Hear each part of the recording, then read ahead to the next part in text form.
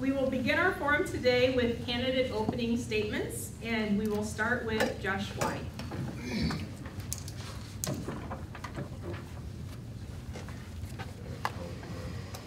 All right, there we go. First of all, I want to thank Lori for opening in the way that she did, in particular giving some time for Officers King and Rohr. They represent the very best of the unified government. They represent the best of Kansas. And Wyandotte County is a close-knit place, whether it's the police department or the fire department or even your local communities. You know each other well, and so these are difficult times. And that news came on top of the other news that we're dealing with. We are all watching with interest what's going on the border, down along the Mexican border, the separation of families. And if it's not that, I came from the harvest field just this morning, and I'm actually cutting pretty good wheat and dealing with a president that is running our trade situation into the ground, where I may lose 20% of the value by Monday morning simply because of a president that feels like he needs to be tough on China. These are tough times. These are days in which it seems we wake up every morning to hard news. And Kansas has had its stretch of hard news for the last 8 years. It's time for a new voice and a new positive representation of the future for the state of Kansas. I served in the legislature for 7 years. I was the Kansas Secretary of Agriculture. I was a senior advisor at the Environmental Protection Agency when it used to be right down here in the heart of KCK. I know what it means to run good government, but I also know what it means to work every single day across the state of Kansas, presenting a positive vision and future for the state of Kansas, and I think we need it now more than ever before. So thank you for having this forum. I appreciate all of you on a 100-degree day for coming out here and listening to us, but this is an important, very, very important election cycle, and I urge you to listen carefully and to consider which candidate and which ticket will present that positive future for change that this state so sorely needs. Thank you.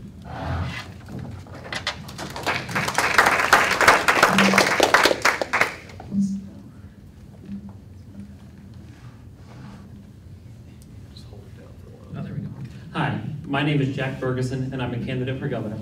You know, I'm quite a bit younger than a lot of the other folks up here, but I think that presents me with a unique opportunity to present new ideas and really make a difference in our state. I am running to make sure that working families and young people have a voice in Topeka, which I don't believe they have right now, and I believe that we need to have a candidate with a new vision and fresh ideas in Topeka. I'm the only candidate that I believe that has the ideals of the working class embodied in my platform and embodied in my ideals and my drive and why I get up every morning on this campaign and why I'm fighting to win and why we must win. If I do not win, or at least barely it's the Democrats that win, the state will continue to go on a downward spiral. But I believe I'm the best candidate to present the true change Kansas needs in the 2018 election. Thank you for being out here on this really hot day, because it's nice to come in and have some air. And I'll go ahead and let the other candidates give their statements.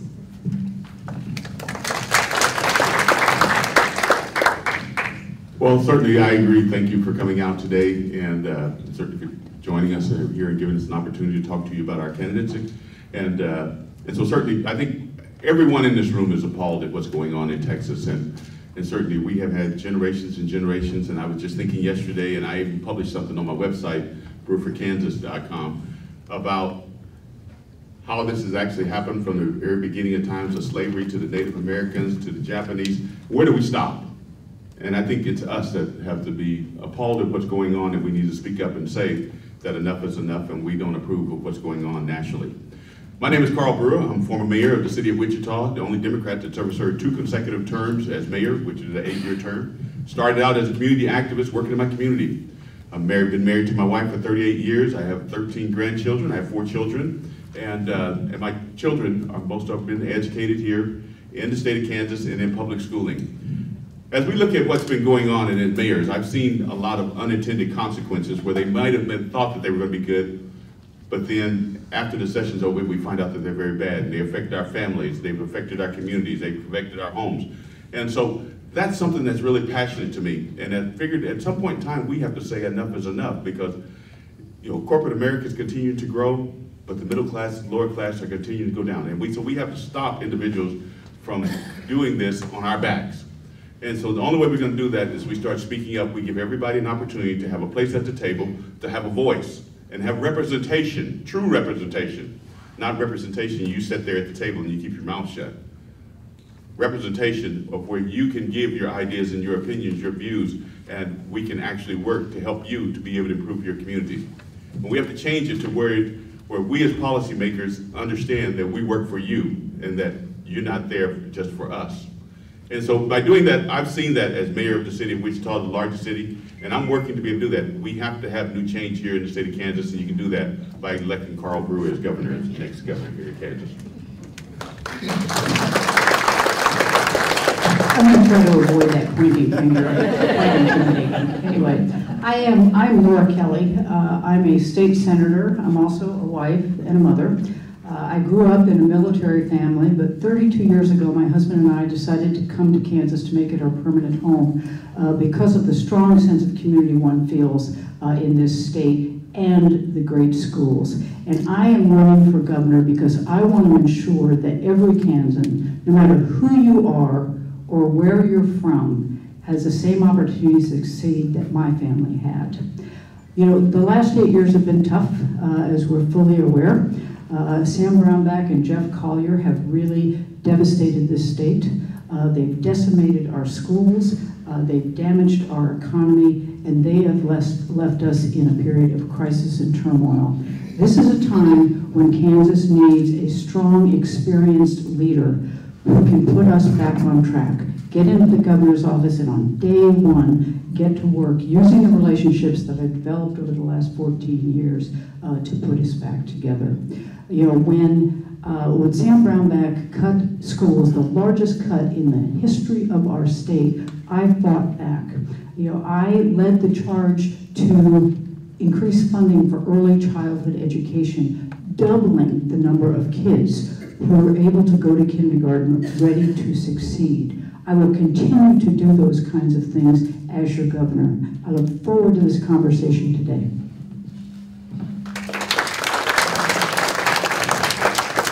Well, thank you very much, everyone, for being here. It certainly is a warm day, and we've had warm days before. I'm Dr. Arden Anderson. I am from Johnson County. I actually live in Olathe. My medical practice is in Lansing or Leavenworth County. I'm a family practice doc. I also do occupational medicine, as well as I'm a flight surgeon in the Air Force. Still, not past, still. I have about another year and a half to go. I've been deployed 3 times, activated 4.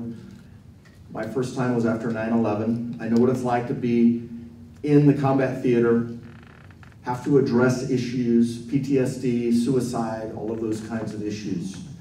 And we can talk about a lot of the basic things that are going on in our society today, what's going on with the state of Kansas, and pretty much all the Democrats agree on those basic things. But the differences that we really need to look at is that if we look at Alabama, we look at Virginia, we look at Pennsylvania, where the Democrats won in areas that were highly Republican, they were not won by career politicians. They were won by new people who came to the plate with fresh, truly new ideas.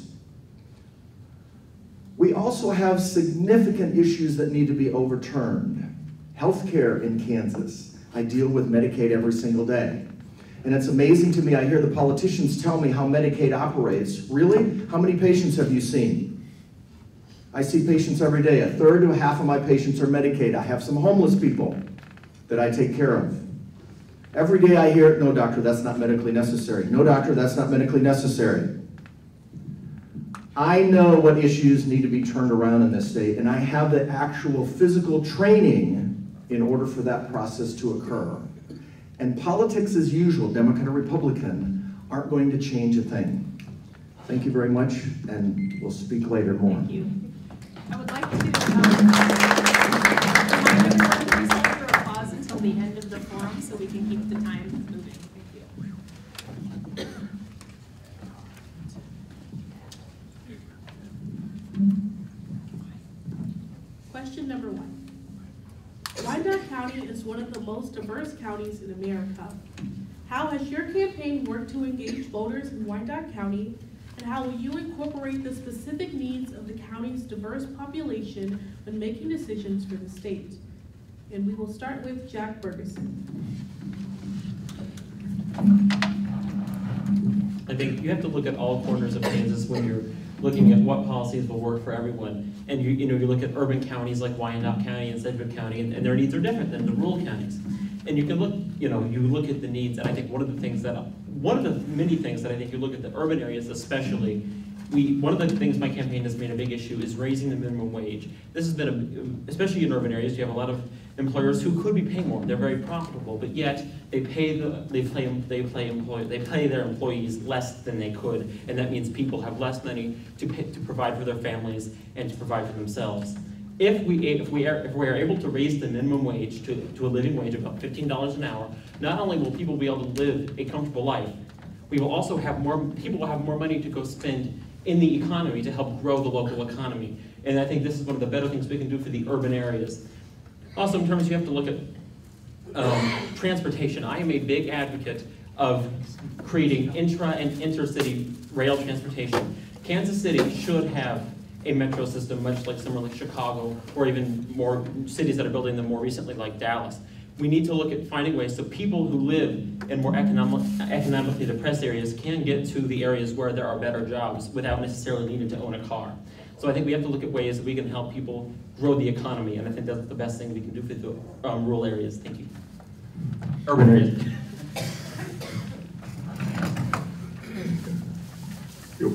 As Carl Brewer, I've had an opportunity to work, and I clearly understand what's been going on and what's been happening in Wyandotte, because as mayor, I had an opportunity to work with, I was the vice chair with the Kansas League of Municipalities, and the chair was actually Joe Reardon. So I spent a lot of time with Joe as we traveled the entire state, helping out different communities, but I spent a lot of time in Wyandotte and addressing the issues that were actually there. And he and I actually went to state legislators to talk to them about some of the concerns that our communities were having, because one, I grew up in very humble beginnings, and the community that I grew up in is not that different from Wyandotte County. I understand it. Although Wichita is the largest city in the state of Kansas, probably 180 some odd thousand, but the thing is everybody deserves an opportunity to have the quality of life that they have, regardless of what side of the track they come from. And I've seen what we need here in Wyandotte County. I mean, Wyandotte County should have an opportunity to have community grocery stores. They should have an opportunity to grow small businesses. And we have to create those types of environment. But the only way they can get that is by bringing them to the table, and having the discussion with you and what type that you would like to have. And those are some of the things that Joe and I talked about, and I know that he was working intensely about it. But as governor, I have those relationships with a lot of you here in Wyandotte County, and I believe in regional economic development, and I believe in coming up with a strategy and plan, but bringing everyone to the table, not just the 5%, bringing everyone to the table, and let's work with them. Let's help small business be able to grow themselves, and whatever tax breaks that we're providing to the large corporations, let's provide that to small business, but create an additional opportunity where individuals and families that live in the state of Kansas, we can eliminate the taxes on food, because we can use those types of things to be able to take care of our families. But I believe in regional economic development. I believe in us going out as leaders and working and bringing everyone to the table to define who we are and where we'd like to be, and then we work collectively together to get there. Thank you. And I think we're getting a little bit of interference on the mics. If you could maybe please turn them off in between, would be great.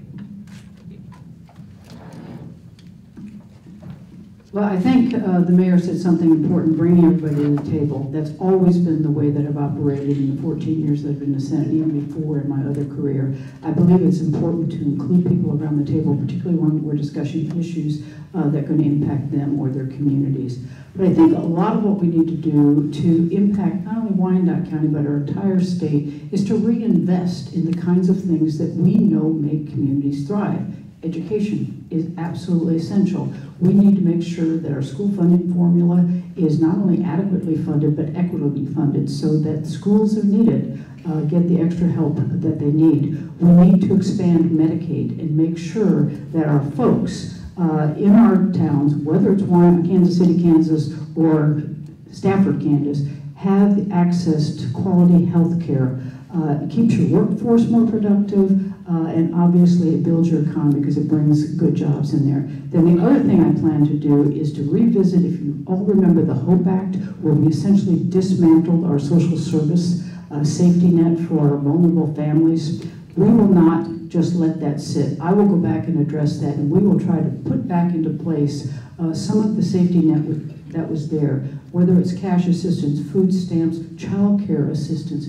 We need those kinds of things. Those help our most vulnerable families. If we look at our foster care system right now, we went from having 5,000 kids in the system when Brownback took office to having over 7,600 kids in that system now. It costs us money and it's bad for the kids. We need to undo all of those kinds of really poor, mean policies that were put into place. Well, having a practice in Leavenworth, Lansing area, as I said, a third to half of my patients are on Medicaid, and I have some patients that are actually homeless.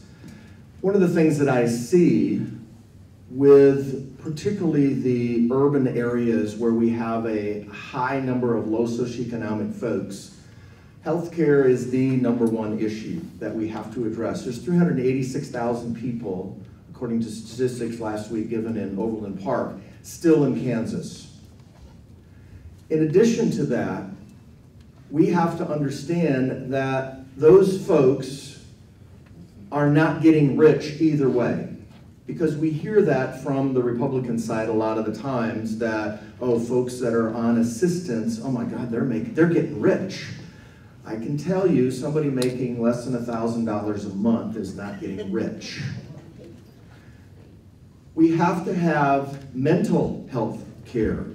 A major issue that I see particularly in the lower socioeconomic areas, one, because they're low socioeconomic, they're looked down upon by many, many people in much of society.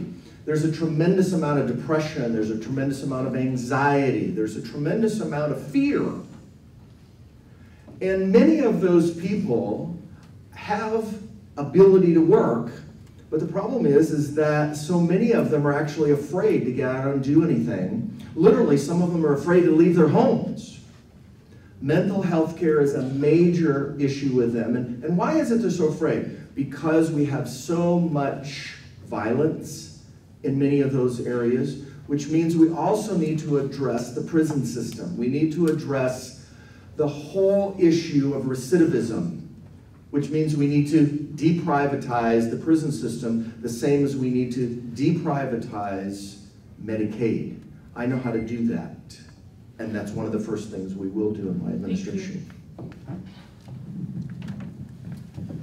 First of all, one of the things I've learned after serving 7 years in the legislature, if you want Wyandotte County to succeed, you gotta let Wyandotte County be Wyandotte County.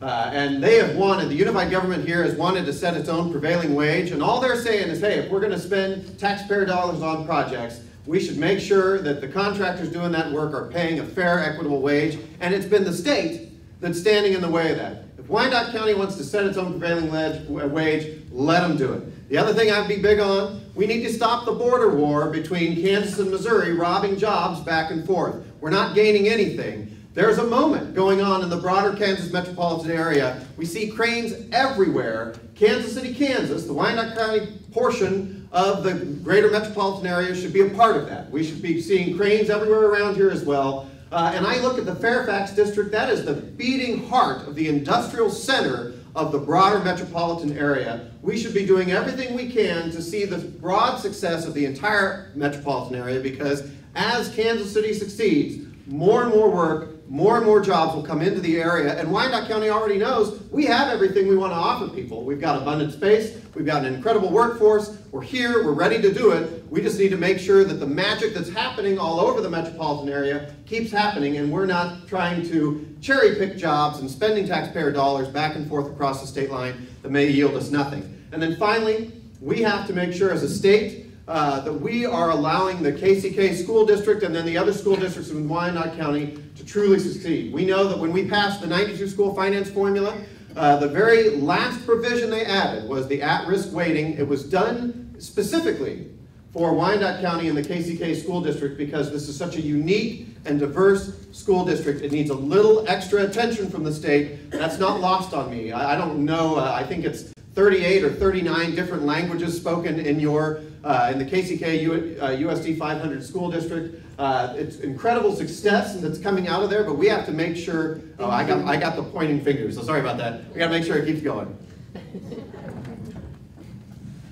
Considering events like the planned involvement of an immigrant community in Garden City and the aggressive deportation of immigrants by ICE, what would you do to improve the safety of immigrant communities, which relies on trust and relationships with law enforcement?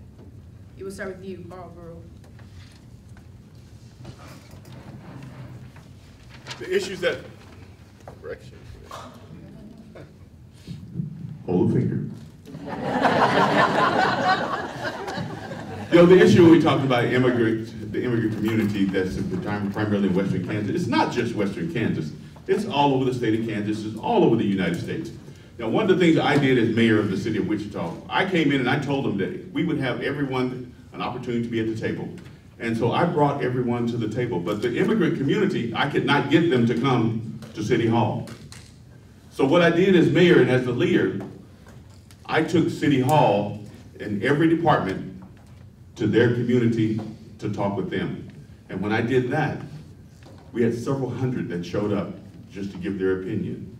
Many could not speak English, many had poor English, but we took the time to make sure that the communication happened between them and between me, and I was there with them. And so, as governor, as mayor, I was actually able to change that, and we changed the tone of that, where individuals felt comfortable and they truly understood what was important to them, that they could come to City Hall, they could talk to government, and they could talk to their leaders there. But you have to build that confidence, and you have to build that relationship. And as governor of the state of Kansas, I would definitely do that. I've got a strong opinion about when we start talking about immigration, because I had 33 mayors throughout this entire state address the issue when Kobach started all this conversation he's having today, along with our current president. And that was, don't bother us, and we'll take care of what we have here in our communities. And because the last thing I want to do is, one, I want to separate families, which is what they're doing in Texas and at the national level. I don't want to separate families. I don't want to disrupt anything. And certainly, I don't want to disrupt the industries that we have that are in place that primarily depend on those individuals that are working in those communities. I want them to continue working, taking care of their families, and being our neighbors and our friends. And let us address those issues ourselves. If you want to address some issues at the border, then address the issues at the border. But not in our communities. Allow you to be able to be successful. We must be able to support you. And that's one of the things that you'll see as governor, is I'll take a firm stance and hold my position as, leave my families here in the state of Kansas alone. Okay, just as long as the little ones don't come up.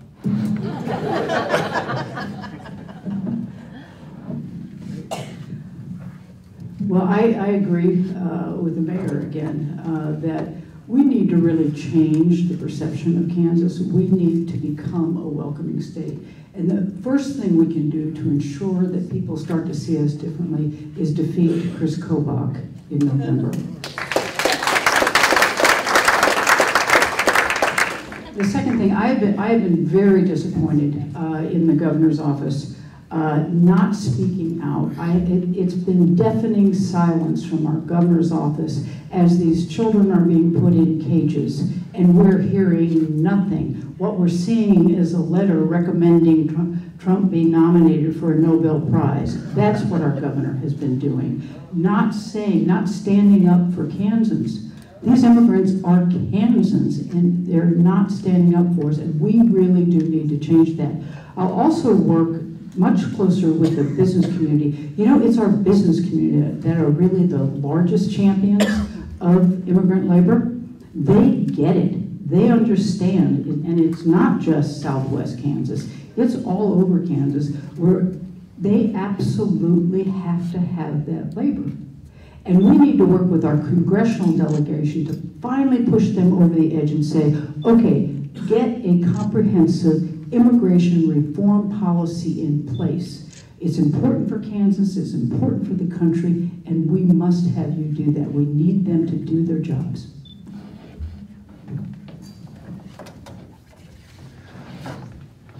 As I've said before, I am actually in favor of a purple card system where you make people a legal status. You don't necessarily give them citizenship, but we stop this criminality issue of saying that all of these people that are here just trying to make a living are here as convicts or as serious people killing and raping and all that kind of stuff. Because that's what they want to tell you that all of these people coming in are doing, when in fact the statistics actually don't show that. The majority of these people are coming in just to make a living.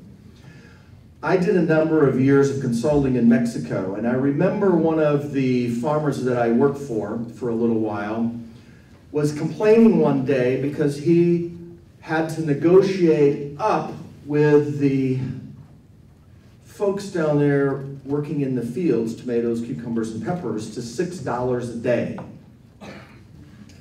That was about 8 years ago. And the interesting thing about it is, those people were surviving on $6 a day. I actually toured some of their areas. Dirt floors, no running water, no sewer systems, no septic systems. So, of course, they're going to try to come to this country and have some kind of better life. And so I think the decriminalization, which means basically a purple card approach, and the governor is supposed to be the advocate for the state. And so I will be an advocate for the state for that kind of change federally, so that we can put this thing to rest and then get on with solving the problems in the state that really need to be solved. One of my proudest achievements in my 7 years in the legislature was that I was part of the group that helped pass the in-state tuition for children of undocumented immigrants. And I am sure that there are students that attend here at Kansas City, Kansas Community College that are taking advantage of that program. We thought that one, it cost the state virtually nothing. But two, it's the right thing to do for a lot of young people, because we still know that getting that higher education is the best pathway to move up and potentially into the middle class. And it's been and has proven to be a very successful program, and we know that Secretary of State Chris Kobach is interested in ending the program. That's why I got into this race and am working so hard each and every day to make sure that we can actually win the race in November. Two, I think that helping immigrant communities also should deal with enfranchisement. They have to feel like they are a part of the democratic process, and that means rolling back voting laws that are deliberately designed to keep them away from that process. We need to be making it easier for people to vote rather than harder. I am an advocate for expanding access to different polling places. I'm also an advocate for automatic voter registration. I think it's goofy for us to put roadblocks up to keep people from getting registered to vote. And then finally, I think it is a large sense of tone. We have to, as an administration, set the tone for the state of Kansas and say this is an open state. And we are going to defend the people that are here working each and every day to make our state better. And as has been said before, we know that that diversity exists from Wyandotte County all the way to the western corners of the state of Kansas. And so it is important for the next administration to advance that cause. And one of the things I believe I bring to the table is that it's true. The business community, and particularly the ag business community, is concerned about this, and they're looking for a leader that they can trust. And with my ag background, a fifth-generation farmer from central Kansas, I have those relationships, and they trust me to be the one to stand up to Secretary Kobach in November. Thanks. Even though it is an unpopular term, I'm going to be bold and say it. I think Kansas should be a sanctuary state, and we should let people know that that immigrants are safe in Kansas, even if they are not safe in many of our surrounding states, which are governed by Republicans and are less likely to be welcoming to immigrants. We need to say, Kansas is open, you can come to Kansas, and you can try to make a better life for yourself and not fear deportation. I will fight ICE's operation within the state of Kansas, and I will try to deter them from kicking out undocumented immigrants. And also, similar to what Dr. Anderson said, I would support some sort of decriminalization of of being an immigrant and to make it so that those people can live comfortably and legally and try to work them and allow them to really try to make a better life for themselves and their families, which is why they come to this country. And so I think we really have to make sure Kansas is an advocate for people and for all people, not just people who are born here, but everyone here trying to make Kansas the greatest state in the United States. Thank you.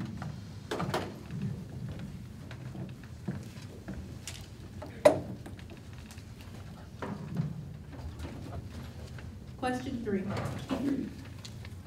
What do you see as the connection between community colleges and economic development in our state? And how will you support community colleges and technical education in Kansas? And we will start with Laura Kelly. Okay, got it. There's a huge connection between our technical schools and our community colleges and our economic development. And actually, over the past few years in the state of Kansas, we've addressed some of those issues in a way that I think is very positive. You know, we have now made it possible for high school students to come out of high school with an actual certificate in a trade, and I think that's important. It also, though, allows them to continue in the community college or go into a four-year institution if that's what they want to do. That seamless approach to it, that early certificate is important. We're creating workers that our businesses need, and so I am a major supporter of that. I was just asked at another forum what I would do with the disparity between how we support our community colleges and how we support our four-year institutions. And my plan is to actually convene the Board of Regents over time and sit down and bring the stakeholders to the table and let's talk about it. You know, things have changed in the state of Kansas. Things have changed in the world of education. Things have changed in the business world and the workforce world. We need to really explore how we might do business differently, how we might invest our resources differently so that we're meeting the needs of this time, not a time before. Well, we know in Kansas 70% of the people do not have a four-year degree. Only 30% do, and it's the same with the children. And that's not necessarily a bad thing.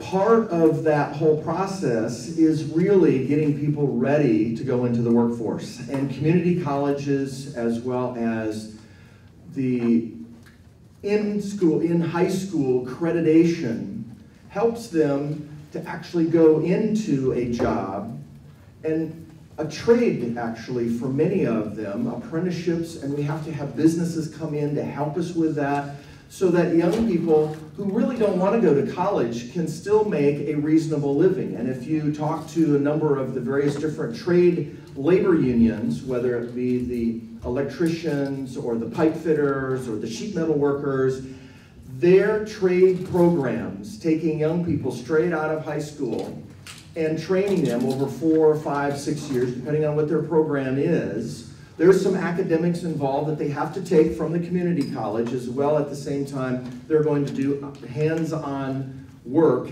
in the field. When they come out of that, they're going to be able to make a comfortable living as well as have good benefits and be able to take care of their families. And that really is a large number of people that we need to help with that. We need to understand that community colleges are just that, community colleges. We need to support those local communities based upon what those communities give us feedback they need. And yes, some of those people are going to go from the community college onto the four-year college. But like I said, 70% in Kansas don't do that. So we need to make sure that the quality of that education is sufficient that these young people can go directly into the job and also life market. We need our community colleges to be nimble enough that they can be providing the sort of workforce that the businesses are asking for. That requires an even greater degree of interconnection than we have right now. The other thing that we need to make sure that's going on really well here in Kansas City, Kansas, is connecting the high schools to that community college. And USD 500 is readjusted so they are providing those centers of excellence. So they're already tracking high school students.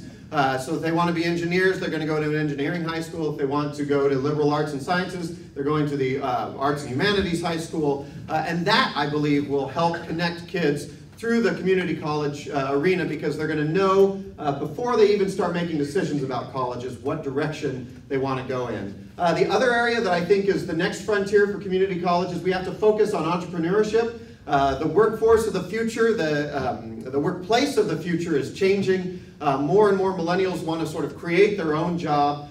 We here within the metropolitan area have the Kauffman Center that's focused on entrepreneurship. We need to make sure that both our technical colleges and our community colleges are preparing their young people to be prepared to start their own business if they'd like to do that. And then finally, we need to have a strong focus on how these institutions are funded. The state has been chronically underfunding its local units of government, or has been pulling back on the old relationships that we used to have with counties. We no longer support counties in the way in which we used to. Community colleges are largely funded by local property taxes. Everyone is struggling with property taxes right now. And so counties that suffer with high property taxes struggle when they have to provide more support to their community colleges. They need a state that's a new partner with them, making sure there's stability there so they're not struggling with financing year in and year out.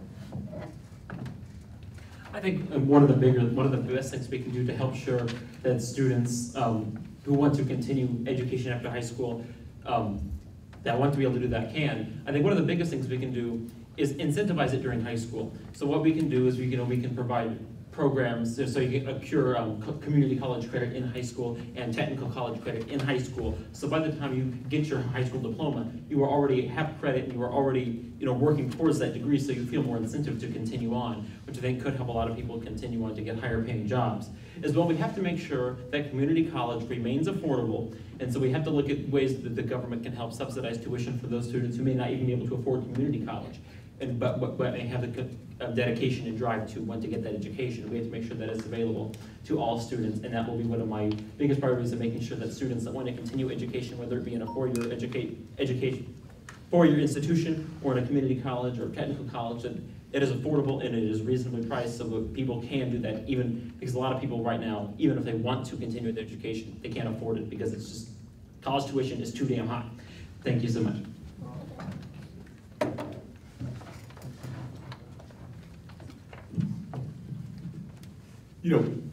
Community colleges are very important, and there's no way to get around that. And today's climate and the environment that we're in today, it's something that's a must. As mayor of this largest city in Wichita, one of the things I had to address the issue was how do we continue and move individuals on? Well, certainly, we have to invest in education.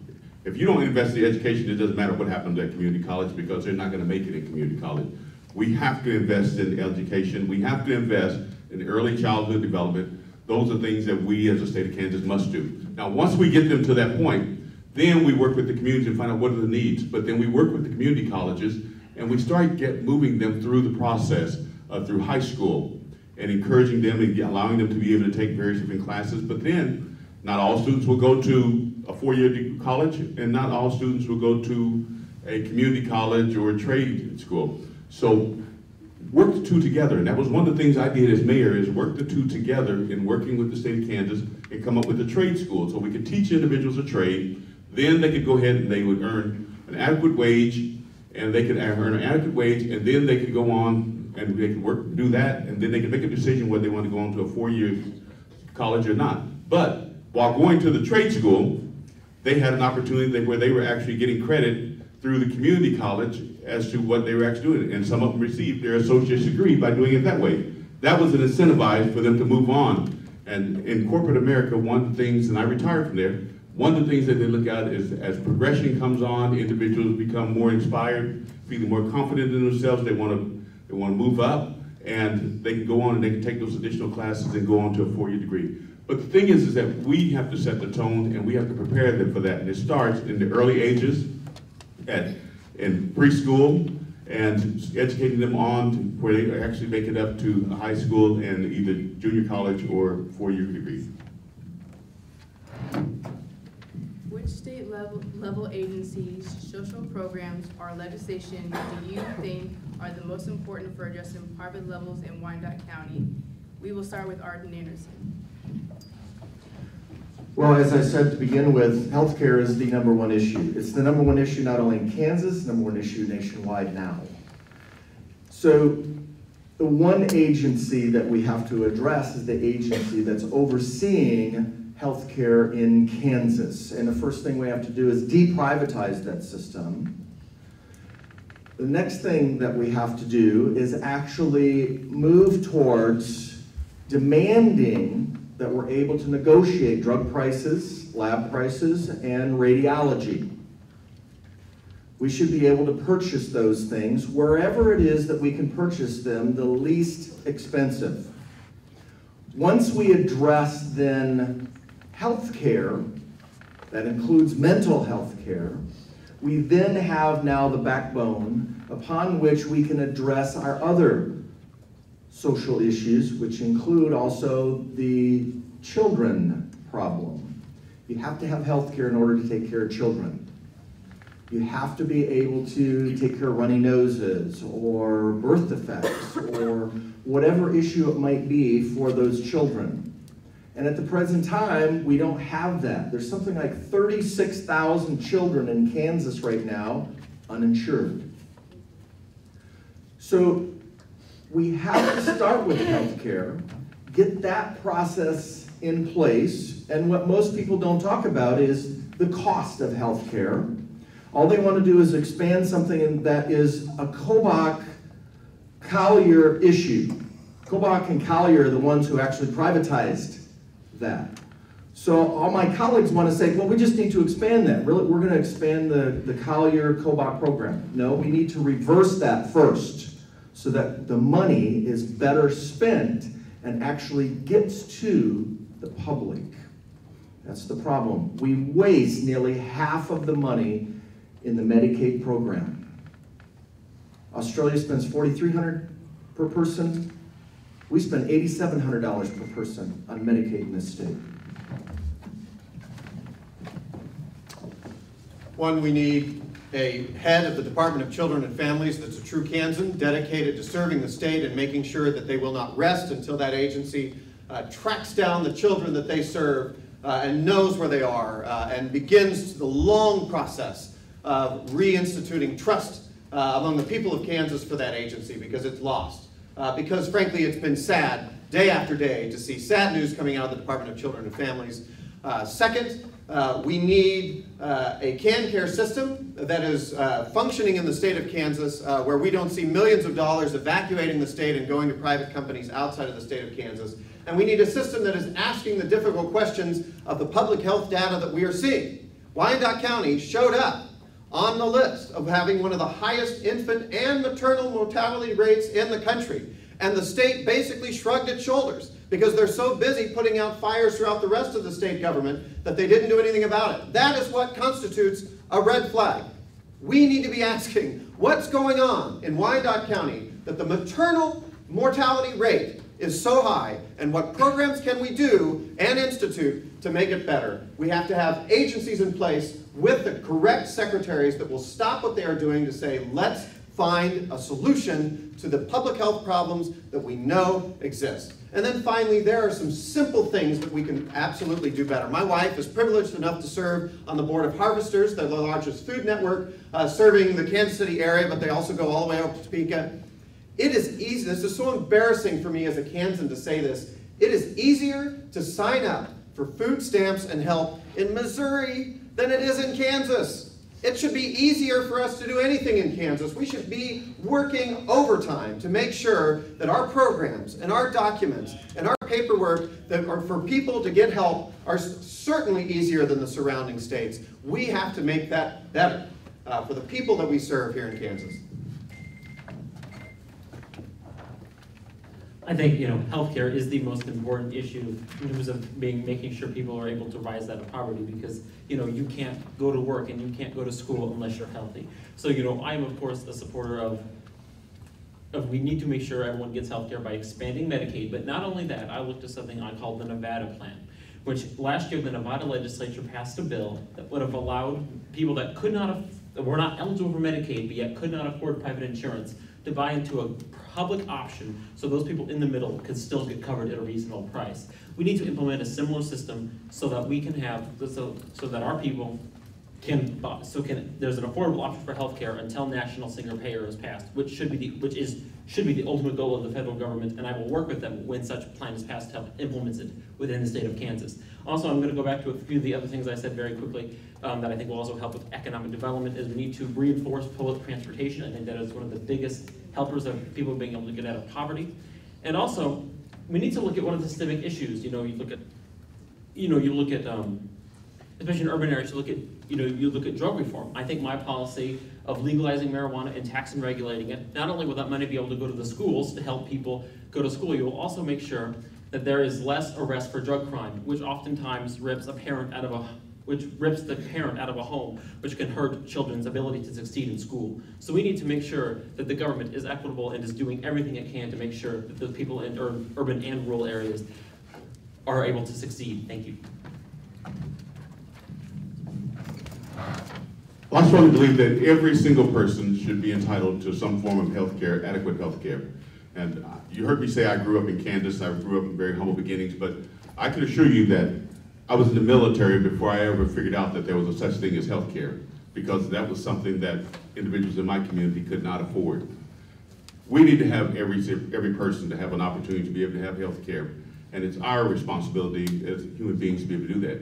And so certainly I support the expanded health care. I'm extremely disappointed that the former Governor Brownback would turn back $2.7 billion because he didn't like the President of the United States, just to make a point, and allow individuals that he represents to suffer in our communities, when he could have helped us out economically, and not only that, but allowed a lot of seniors and children to get an opportunity to have good health care, whether it be preventive or to address existing. So I think that that's very important. And then taking it one step farther, when we start talking about health care, it extends part there. It expands into some of the other stuff that's actually been going on, whether it be CommCare or those particular, where they're misdiagnosing individuals and prescribing medication that they can't even afford to even get. And not only that, but when we start talking about our children and what's going on in the state of Kansas, that's part of health care. Our children deserve an opportunity to have true representation from each and every one of us. And as governor, you're going to see that from me. I'm passionate about that. We have 73 children we can't account for here in the state of Kansas. That's unacceptable. We all should be standing up. We have a number of children that have lost their lives here in the state of Kansas. That's unacceptable because our system didn't do what it was supposed to do. And I don't think everyone in here even know what the entire system is. Come up with a clear, defining system and a process that we can make sure that those that can't take care of themselves, that we can take care of them. So I think those types of things are important. We make healthcare a #1 priority. It's as equally important as water and air it should be for our communities. And so we have to make it a priority. And so me as governor, that's what you're going to get. I almost made it. There has been a veritable war on the poor for the last 8 years in this state. We've seen it with the establishment of a privatized Medicaid system that outsourced our health care for the poor to 3 out-of-state for-profit insurance companies. That needs to be reversed, and I will reverse that. It won't happen overnight, but I will make sure that we bring that back under the auspices of quasi-governmental nonprofit situation so that any money we save stays in Kansas to provide more services for them. The other thing I will do will be to expand Medicaid because that's essential to ensuring that people of low income have access to health care. Also will help our communities, also help our rural hospitals be sustainable. And then probably the most important thing I plan to do is to invest heavily in early childhood education. If we want to talk about a way long-term to solve the issue of poverty, we cannot ignore the fact that education is the route out of poverty. And we need to invest in our very young children to ensure that by the time they're 5 and going into our public school system, that they are ready to learn and that their families know how to support them in that process. Question number 5. Please describe a pivotal time in your life before the age of 25, and what advice would you give to your younger self? And each candidate will have 4 minutes for this response, and we will start with Josh Svaty. So I don't even know how many forums we've done, like a ton of forums. So we all kind of know each other well and can answer things. I was really excited to see this question, and they told us in advance. We didn't know the other questions, but they told us in advance that this question was coming, and so it gave us the time to really think about it. I've got enough time, and I talk fast enough. I'm going to cover 2 things. One, so I got in the legislature when I was 22. I was really young. I came straight out of college, and the first term I was there, on the second half, the second session I was in, was the first time a vote for gay marriage came through. Actually, they were voting on the constitutional amendment to define marriage as one man and one woman. The party and everybody in the party came to me. I was a 23-year-old in a rural Kansas district. They came to me and they said, "We don't care what you do on this, you're going to vote for it." They said, "We don't care how you feel about it, you have to vote for this. This is political suicide. It's over for you if you don't do this." And so the first time it came through, I, like a bunch of other people, I voted for it, and I left there and I was just sick to my stomach. I was like, that just doesn't feel right to me. But I was young. It was very early in my legislative career, and I didn't know any better, and so I did what the party told me to do. So anyway, it went to the Senate. It died in the Senate. They broke for April recess, and a lot of people got pressure at home because the Senate had killed it. So they came back, and the Senate brought it back up and passed it. And so it came back to the House one more time, and if it passed the House, it was going to go to the vote of the people. And I can remember something changed, and 9 of us sat down in a room, and we said, you know what? If we flip our votes on this, they're all expecting us to vote yes. If we flip our votes on this, we can kill this thing. And it was Bill Cassabaum, Nancy Landon Cassabaum's son. He and I came in to serve together at the same time. Cindy Neighbor was in that group. A lot of great people were in that group. A lot of us were freshmen. So we came in that day. No one was expecting it. We flipped our votes, killed it. And of the nine of us that flipped, I was the only one that came back. It was almost political suicide. 8 other people lost their seats. But I learned a huge lesson then, and that was really the beginning of me being able to articulate to my home district areas that I thought sometimes you got to push harder. You have to push harder on these. And so that was a huge lesson for me in sticking to what your gut says is right. I should have done it from the very first time, but at least I was there to be able to stop at that time. Unfortunately, after those other 8 lost, we came back in 2005. We fought it again and got steamrolled on it. But we made our case, and it was the proudest vote that I've taken. And I was so proud then in 2012 to end up marrying my sisters-in-law, something I could not have anticipated even having back in 2004, and so it's become a high point of my career. The only other thing I would tell, in honestly saying what you could wish saying to your 25 or younger degree self. I just lost my last grandfather earlier this year, but I lost my other one when I was 17 years old. He was 91. He'd lived a nice long life. But boy, he grew up hard.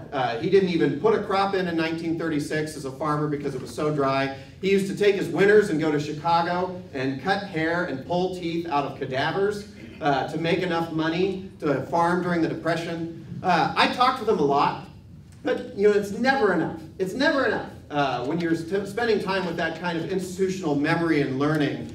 And I learned over the years to ask more questions of the people that are eventually not going to be around you. But the advice I always give young people, and unfortunately I'm looking at Gary because he's the one right in front of me, but spend time asking those questions of the people that have lived longer than you have. I was lucky enough to know someone in my town that lived to be 109. Her dad came out and fought out of Fort Wallace on the frontier in the 1860s and 70s and was our first fish commissioner. And I'll never get those opportunities back, but I cherish them each and every day. Thank you.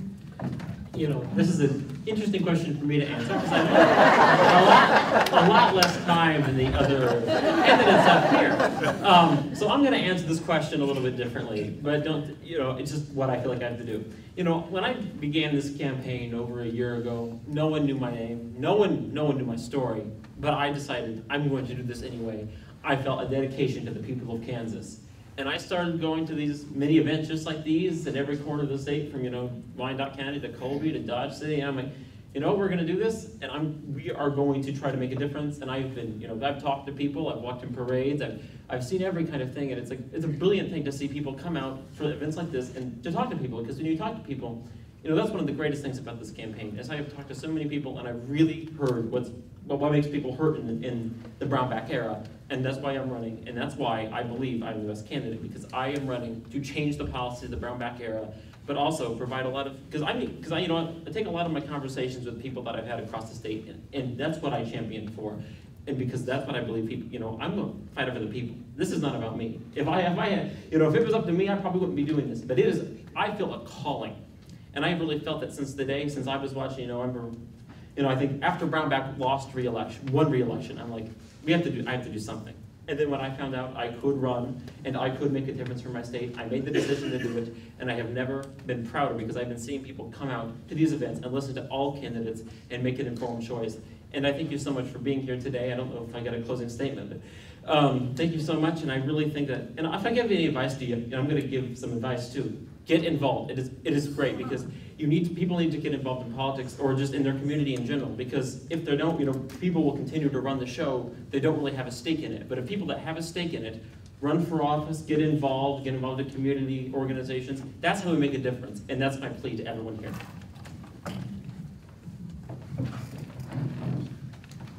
Well, I'm not as young as Jack.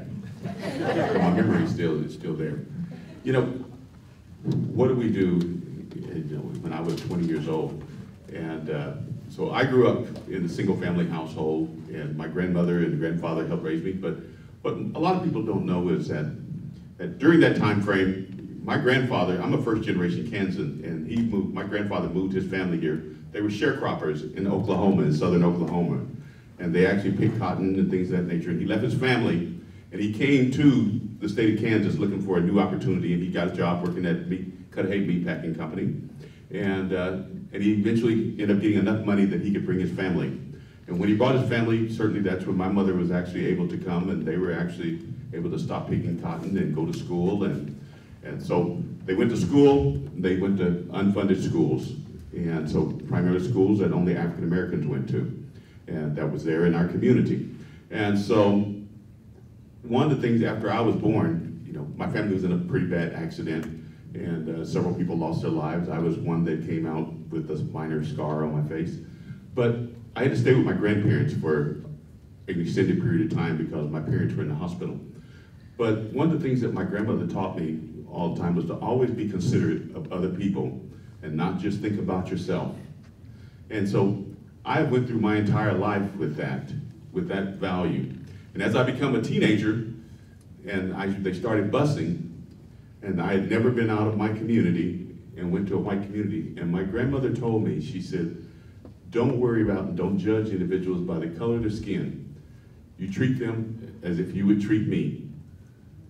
And you trust them and you respect them. And that's one of the things that I have learned through my entire life, is to be able to trust and respect everyone. Now, when I made the decision to become mayor, and I decided to get into politics, I had to go to my grandmother and I sat down with her and I said, I don't know why I'm doing this, but I believe that this is something I should be doing. And she said, just don't, whatever you do not forget about the people. Make sure that the decisions that you make are what the people want, and they're in their best interest. And even at 97 years old, she would watch television because she couldn't come to a city council meeting, and she would call me that day and ask me, what is it that you exactly meant when you made that decision or you made that comment?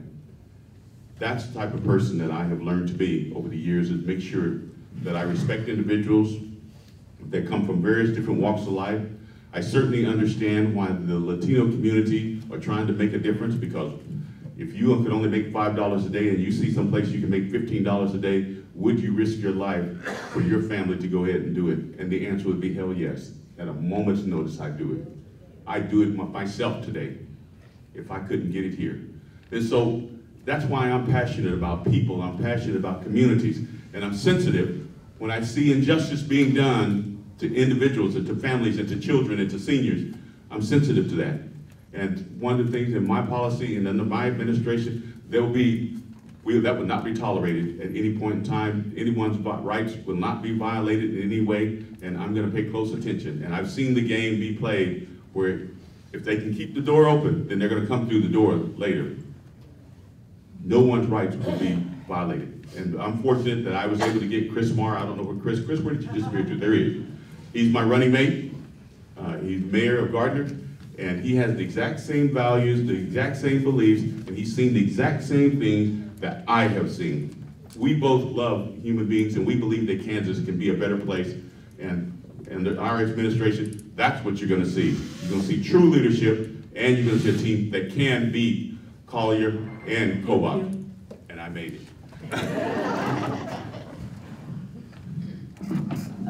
I'm actually a woman who grew up, really came of age pre-Roe v. Wade and pre-Title IX.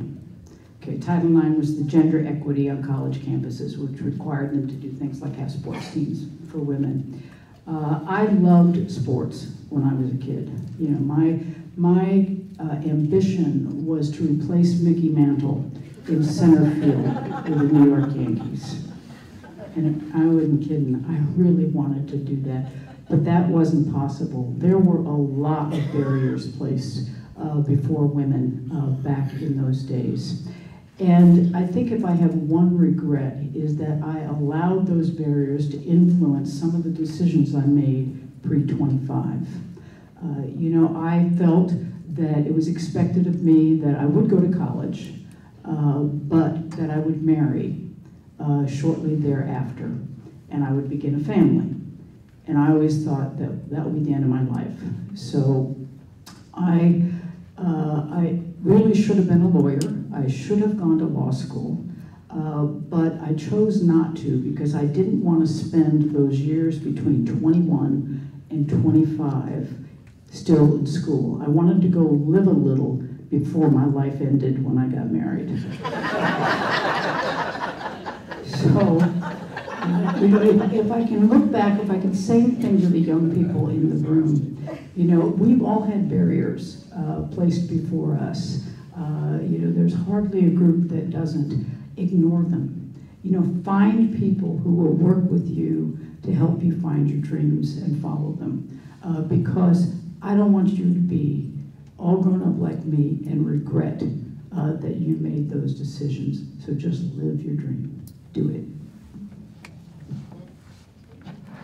Well, I guess I would have to agree with Josh. This is a very interesting question to ask. And from about the time I was 6 years old on, I wanted to be an astronaut. Every time a plane flew over, that's all I could think about. And my grandfather never got through the second grade because he couldn't speak English. And my father didn't really learn how to read very well until after he retired and then hired a teacher to teach him how to read. So education was very, very important, and I wanted to be an astronaut. In fact, I wanted to study astronautical engineering. And so through high school and through schools, my grades were pretty good, and I was able to get into the most difficult institution in the world at that time to get into, which was the U.S. Air Force Academy. And some of you may remember years later, there was an issue with prostitution, there was an issue with cheating, there was an issue with a number of problems going on at the various academies, not just the Air Force Academy. And I received an appointment to the academy. I went to the prep school, and it was not what I had been told for 10 years that I was going to experience. We will not lie, steal, or cheat, nor tolerate among us anyone who does. That was the honor code. That is the honor code. And so I believed it when I went there, only to find that entire dream absolutely crushed.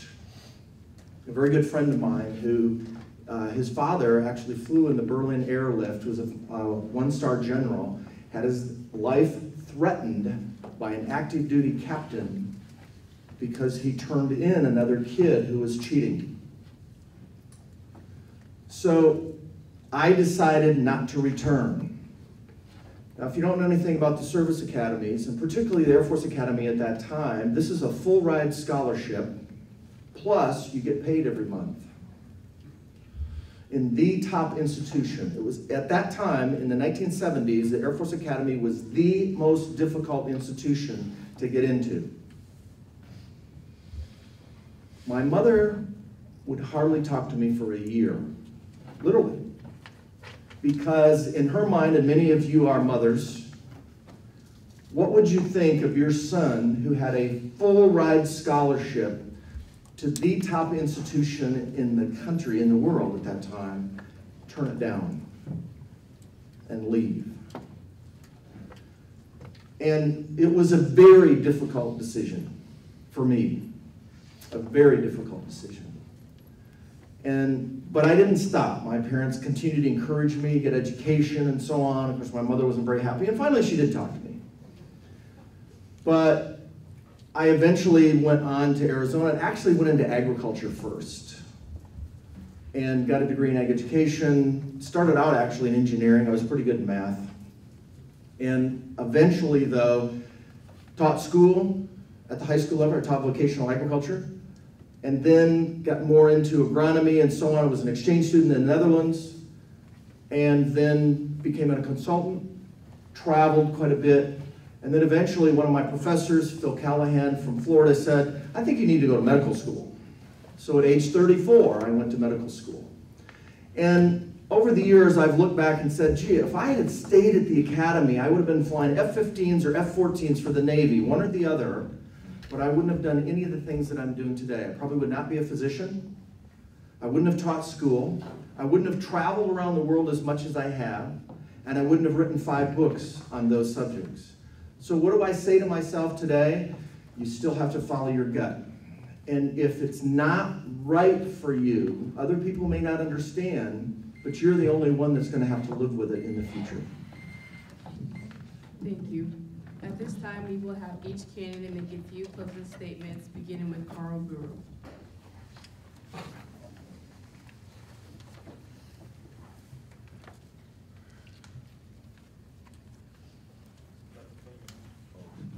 My time goes, he's already pointing.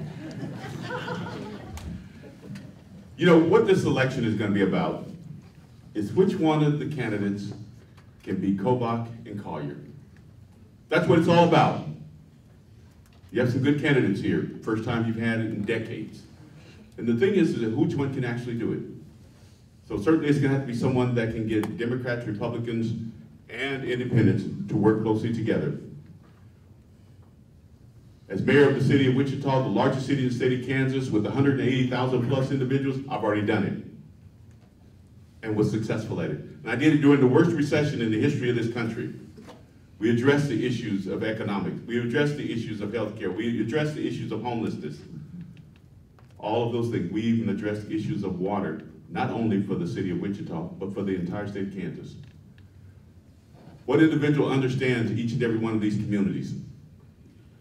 As president of the Kansas League of Municipalities, going in directly after Joe Reardon and both of us working on this together, I'm the only one that has done that. And I have a lieutenant governor that has done it the exact same thing. What individual has ran various different campaigns and been successful? Republicans, Democrats, and independents. It's only me. I ran a city council race, and I served in the military. I represented lots of different communities, even when they had mass disasters, whether it be Coffeyville and their floods, or whether it be Greensburg and their tornadoes. I was the one that dispatched the help that they needed for them to be able to recover and be where they're at today. That's what this whole thing is all about. Who can actually do that, that has a proven track record? I come from corporate America. I retired from the military. I've trained soldiers and prepared them for combat. And I've served mayor of the largest city in the state of Kansas. No one, and none of the other candidates, can do that. And not only that, I ran against a conservative sitting Republican that was popular and won. That's what it's going to take to be able to select the new governor for the state of Kansas. You know, the last 8 years have been very tough on Kansas. I'm not telling you anything you don't know. I'm the only candidate on this panel who has been there during those 8 years and has fought hard back against the Brownback-Collier administration. I'm the only one who knows very deeply and intimately where our problems are in our agencies and what needs to be done to fix them. I've also let you know I've run 4 state senate campaigns in a very Republican district, and I've been able to win each time because I can bring Democrats and independents and moderate Republicans together. That's how I have succeeded in the state Senate. You know, I was a math major when I went into college, so the least I can do is count. And I knew when I got there were only, at most, I've had 10 colleagues, 10 Democrats at any time. It takes 21 votes to pass a bill. I had to go across the aisle to create relationships with them so I could get policy passed. That's what I can do when I get into the governor's office. I can go in there day one and work with those relationships. Anybody who thinks that being a governor is a one-person show is wrong. You must get things done through the legislature. I've got those relationships. They're current, they're strong, they're deep. The Democrats will work with me and the moderates will work with me, and we will get this state put back together again. Well, thank you very much, everyone, for coming tonight, or this afternoon. We certainly do appreciate that. All of us here, I mean, that's the reason we're here, is because you're here. So, I have a tremendous variation in my background. I understand healthcare, I understand education, I understand the environmental issues, I understand how all of those things work together. I understand public health as well as public safety. I understand the interaction of various languages and cultures. I've had to teach in various languages and various cultures around the world. I've had to interact with those and actually get results. The bottom line is that the reason I'm running, I'm not a politician, I'm still practicing medicine every day. Well, not every day, I don't practice on Friday, Saturday, Sunday, unless I am on call. But the thing about it is I'm looking to bring a new culture to the state. For healthcare reform, you actually have to know healthcare in order to know what needs to be corrected. In order to change education, you actually have to have been in the classroom and done lesson plans to know really what needs to be done. In order to change public policy, you actually need to know what are the issues in the street that are going on relative to the healthcare, relative to the education, and relative to human rights issues. We need to elevate the human rights issue to the medical and constitutional issue and throw out all of this social bickering back and forth. I know the science of how to get that done, because that's really what it is about. It's about science. It's about the Constitution.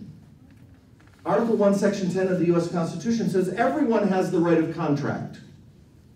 Everyone. How come nobody has taken the LGBTQ thing to the U.S. constitutional level? Because that's where it really belongs. It doesn't say that only straight white guys get to do those things. Everyone gets to do that. I have a number of other things that you can read about if you wish. Very extensive, my understanding of things and my plans. Anderson2018.com. Thank you very much, ladies and gentlemen, for coming today. Thank you all for coming out. It's been a good debate. I always appreciate standing up with the other fellow Democratic candidates. We've got great voices, but you're correct. This is about who can actually win in November, and we can go through the numbers. I as well won 4 consecutive races in my legislative district, which was actually more Republican. And I would only say Senator Kelly was winning hers by 5% or less many times. I was 22. I ran against an incumbent Republican and beat him 66-34. 66-34. And I was running on a shoestring except for the power of the people in that district. And you know what? We've been losing too many times for the last 10 years. We're getting beat. We're getting beat on enthusiasm. We're getting beat on the polls. We're getting beat because Kansans have stopped believing that the Democratic Party can speak collectively for the entire state and actually win a statewide election. We need a ticket that can deliver that message. I failed to mention earlier, I do want to mention my Lieutenant Governor, Katrina Lewis, and she's a West Point graduate. She flew with Black Hawk helicopters in the Iraq War. She came back to teach at West Point. She's originally from Hutchinson, Kansas, so she and her husband came back to Kansas. She's on the school board in Manhattan, and she helps run a software company in Manhattan, Kansas. She and I represent the future of the state of Kansas. She has extraordinary ideas that are outside of the process, because one thing I learned traveling all around the state is that people are ready for different perspectives. They're tired of the last 8 years in Topeka. They're tired of the constant fighting, and they want people that have a fresh, different vision for the state of Kansas. I'm the only candidate that's both served in the legislature up here and has also helped run a state agency. But it's been 8 years since I've been out of that process, and I'm ready to help fix the state. I ask you to join us. Talk to me afterward, talk to my staff afterward, help this campaign, help the Democratic Party stop losing every year and actually win an important election. Thank you. Thank you everyone for coming out today. Again, my name is Jack Bergeson, and I just want to say I believe I'm the only candidate that truly advocates for policies that will help the working class. I'm the only candidate that has made drug reform a major issue. I'm the only candidate that has a plan that goes beyond Medicaid expansion. I'm the only candidate that has talked about expanding public transportation to make our cities more to bring everyone closer together. I believe I'm the only candidate that truly advocates I believe the candidate that best advocates for the people of Kansas, and that's why I'm running, and that's why I asked for your vote on August 7th. Thank you everyone for being here. Thank you. All right, that concludes our forum for today. Let's thank our candidates for being here.